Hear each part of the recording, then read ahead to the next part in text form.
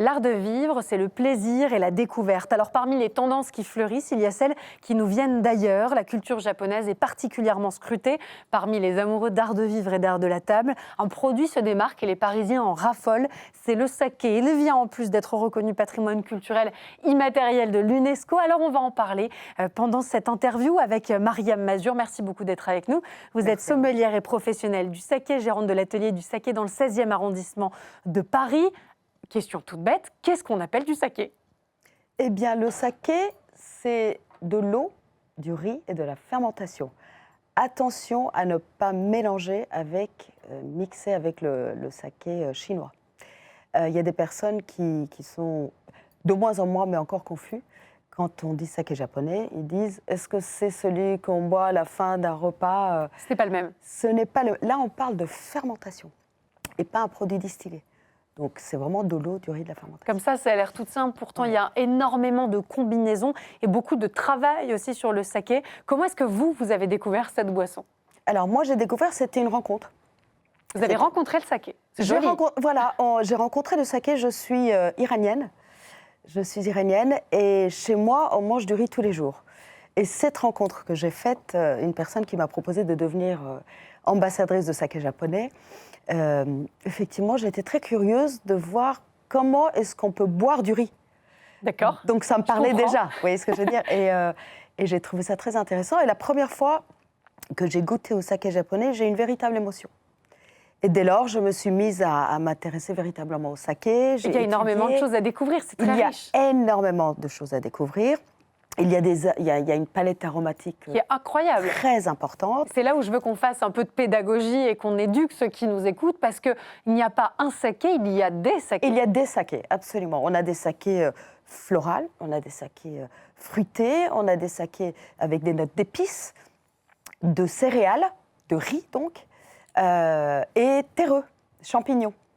Et là, on s'approche finalement de la palette qu'on connaît dans le vin. Je caricature un petit peu, mais sur la typicité et sur les différents arômes. On peut se rapprocher du vin, mais néanmoins, c'est quand même, on a des palettes aromatiques très, très nouveaux. Et c'est très semblant dans le côté fermentation. D'accord. Mais au niveau aromatique, c'est très nouveau. C'est une palette différente. C'est une palette différente, exactement. Comment est-ce que le saké est consommé au Japon? Alors, le saké est consommé au Japon. Aujourd'hui, il y a encore les aïeuls qui boivent le saké chaud. D'accord. Et c'est vrai que moi, je travaille pour une société où j'ai une maison mère japonaise qui ont lancé dans les années 2000 le saké pétillant. Donc, les jeunes pour attirer un petit peu les jeunes, ont recommencé à découvrir, ont commencé tout simplement à découvrir le saké. Et c'est vrai qu'au Japon, on boit de moins en moins de saké, malheureusement, puisque la bière, depuis la Deuxième Guerre mondiale, est très répandue. Et donc, ils vont plus vers l'exportation. Mais c'est vrai que... Mais on le consomme à tous les moments du repas ou est-ce qu'il y a un moment... Ça va être au moment du repas. D'accord. Voilà. Mais ce n'est pas un digestif qu'on prend en fin de repas, c'est pas quelque chose... Ça, c'est en Chine. Ça, c'est en Chine, c'est le saké chinois. Et nous, on parle bien du saké japonais. On est d'accord. Comment est-ce que vous expliquez cette passion pour la culture japonaise qu'ont les Français, les Parisiens, les Franciliens? Il y a un raffinement, c'est vrai, qui s'en dégage. Il y a une forme d'art de vivre épuré, sobre. On parle souvent de quiet luxury. Est-ce que c'est finalement ce qui plaît aussi dans la consommation du saké? Absolument. Dans les années 2000, lorsqu'on a vu la gastronomie japonaise arriver en France, les chefs étoilés, pour un certain nombre, sont allés au Japon pour apprendre la technicité de la coupe, de la fermentation. Et dès lors, ils ont ramené ces savoir-faire dans leur propre gastronomie. Et puis, finalement, ça fait boule de neige.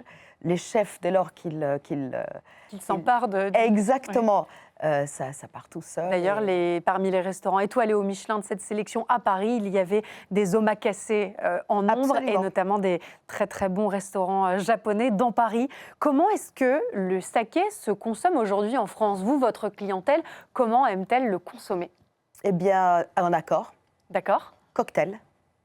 Et c'est vrai qu'on a démarré par des cocktails parce que le cocktail est international, tout le monde aime le cocktail. Donc il faut faire aimer le saké. Et il faut faire aimer le saké. Il fallait, aujourd'hui non. Aujourd'hui, c'est acquis. Voilà, aujourd'hui c'est acquis. Vous allez dans les restaurants japonais fusion, des restaurants fusion. On sert du saké. On sert du saké, on sert des cocktails à base de saké. Qu'est-ce qui se marie bien avec le saké? Quand on pense à des cocktails, j'imagine qu'il y a énormément d'accords possibles, mais un accord que vous aimez particulièrement? Le concombre, tout ce qui est des herbes. D'accord, tout ce qui est très aromatique? C'est magnifique, ouais, c'est super. Comment est-ce qu'on explique cette démocratisation du saké? Puisque vous l'avez dit, on l'a importé, ensuite on a essayé de le faire découvrir et finalement ça plaît à nos palais. Oui. C'est un alcool particulier à 20 degrés, donc c'est plus fort que le vin ou la bière, moins que les alcools forts auxquels on est plus habitué en France. Comment est-ce qu'on se l'approprie, nous, dans notre quotidien? À quel moment on le boit? Quand on reçoit des amis, à table, dans le quotidien? Comment est-ce que vous l'êtes approprié? On démarre, je vous ai dit tout à l'heure, par un cocktail. Par un cocktail. Voilà. Quand on a des amis à la maison, ce que moi j'emmène aux Français à découvrir, c'est qu'on ne va pas associer le saké japonais à un sushi ou à un sashimi. Pas forcément. Aujourd'hui, le fait de démocratiser, c'est de dire tout ce que je peux avoir dans mon réfrigérateur peut se marier avec le saké. Ce n'est pas un apéritif ou un digestif, en fait, c'est comme un vin. Ça nous accompagne tout au long du repas. Ça vous accompagne du début jusqu'à la fin d'un repas, voire plus si infinité, il ne faut pas en abuser non plus, parce que c'est de l'alcool. On rappelle évidemment que l'alcool est à consommer avec modération. Néanmoins, le saké a quand même un gros point bonus. Il donne très peu de maux de tête, par exemple. Ce n'est pas quelque chose qui est très violent pour le corps. Il n'y a pas de conservateur ni de tanin dans le saké. Dès lors, évidemment, il y a de l'alcool. Il ne faut pas en abuser. Mais vous n'aurez jamais une migraine après quelques verres de saké. C'est quoi un bon saké? Puisque, je le précise, mais l'un de vos sakés a été récompensé par les œnologues de France. Qu'est-ce qui le caractérise? Qu'est-ce qui vous rend fier dans ce saké? Si je peux vous dire qu'est-ce qui pourrait plaire le plus à un Français, on va dire, c'est votre palais. Je ne peux pas vous dire qu'il y a un bon ou mauvais saké. C'est votre palais qui va choisir, qui va s'approprier le saké. Donc on peut se tromper au début, on peut acheter un saké et en fait c'est pas le bon, il faudra en essayer un autre. On va dire qu'un saké où le riz a été poli jusqu'au cœur de l'amidon va être le meilleur.